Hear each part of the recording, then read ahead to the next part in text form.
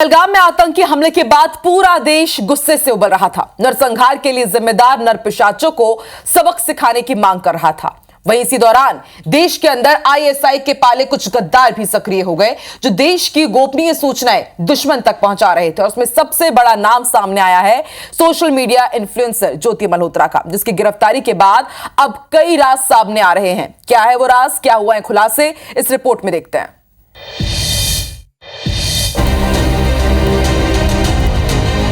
सीधे युद्ध में हर बार मुंह खा चुके पाकिस्तान का चाल चरित्र और चेहरा लगातार बेनकाब हो रहा है। चाल और चरित्र तो वही भय, भूख और भीख वाला है, लेकिन इस बार की चेहरा है सोशल मीडिया इन्फ्लुएंसर ज्योति मल्होत्रा, जिसके जरिए पाकिस्तानी खुफिया एजेंसी आईएसआई भारत में अपने नापाक मंसूबों को कामयाब करने में जुटी थी। जत्थे में हम जाने वाले हैं, ग्रुप चाहता है कि इसकी इन्फॉर्मेशन मैं आपको पूरी।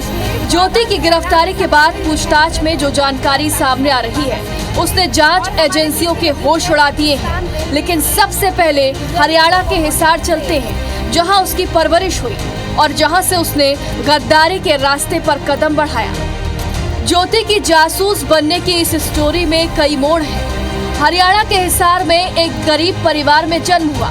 ज्योति जब 3 साल की थी तो माँ बाप का तलाक हो गया। ज्योति को पिता और दादी ने पाला पोसा। 8वीं में जाते जाते दादी भी गुजर गई। उसके बाद पिता और दादा के साथ रहती थी। घर की हालत खराब थी तो कोचिंग में रिसेप्शनिस्ट की नौकरी कर ली। कुछ महीने एक निजी स्कूल में पढ़ाया। ज्योति के सपने बड़े थे, लेकिन उसे पूरा करने के रास्ते समझ नहीं आ रहे थे। लग्जरी लाइफ के शौक और सोशल मीडिया की चकाचौंध में उसने ट्रैवल ब्लॉगर का रास्ता चुन लिया। और इसी दौरान उसके संपर्क में कुछ ऐसे लोग आए जो पाकिस्तानी दूतावास के एजेंट के साथ संपर्क में थे। इसमें हरियाणा के ही कुरुक्षेत्र के हरकीरत सिंह का नाम शामिल है, जो सबसे पहले ज्योति के संपर्क में आया और उसे पाकिस्तानी दूतावास तक ले गया। वहीं उसकी मुलाकात दानिश से हुई, जो पाक दूतावास में पार्टियां देता था। खाना भी नहीं खाया और रोजा है इनका, खाना खा लिया आराम से। और आईएसआई के एजेंट के रूप में देश भर में अपने नेटवर्क चला रहा था। हिसार की ज्योति अब पाक दूतावास की पार्टियों की जान बन गई। उसके बाद ज्योति के ट्रैवल ब्लॉग के सारे इंतजाम दानिश करने लगा। जहां दूसरे नागरिकों को पाक वीजा के लिए महीनों इंतजार करना पड़ता था, वहीं ज्योति को मिनटों में वीजा क्लियरेंस मिलने लगा। वो तो कहती है मैं तो गई तो थी, इनकी परमिशन से गई थी, बिना परमिशन के मैं नहीं गई। हमारे घर आए थे, सीआईडी आए थे, इनने सारा कुछ लिए, सारे डॉक्यूमेंट्स बनवाए थे। जब गई थी मैं, वैसे नहीं गई। ज्योति के लिए पाकिस्तान जाना दिल्ली से अपने घर हिसार जाने से भी आसान हो गया। वहाँ भी वीवीआईपी ट्रीटमेंट, पेज 3 पार्टियों में आना जाना होने लगा। पाकिस्तान के पूर्व प्रधानमंत्री नवाज शरीफ की बेटी मरियम नवाज मेजबान और ज्योति मल्होत्रा मेहमान। लाहौर से लेकर कराची और इस्लामाबाद तक सब नाप लिया। 5 स्टार सुविधा के साथ स्पॉन्सर्ड ट्रिप।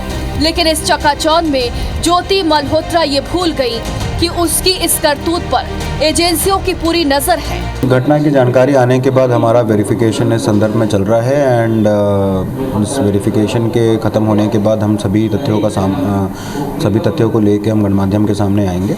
और उसके साथ ही हम डिफरेंट स्टेट की डिफरेंट एजेंसी, सेंट्रल एजेंसीज़ और हरियाणा पुलिस के साथ भी हम टच में हैं। और जो भी इंफॉर्मेशन उनको हमसे चाहिए होगा हम उसको प्रोवाइड करेंगे। इसका भांडाफोड़ तब हुआ जब पता चला कि जम्मू कश्मीर के पहलगाम में हुए आतंकी हमले से ठीक पहले वो पाकिस्तान गई थी। और यही नहीं, उसने पहलगाम का दौरा किया था। यही नहीं, वो चीन का भी दौरा कर चुकी है। और साथ ही उसके प्रोफाइल पर नॉर्थ ईस्ट घूमने के भी कई सारे वीडियोस हैं। यानी चीनी कनेक्शन का भी शक है। China great, I want to visit China, Beijing.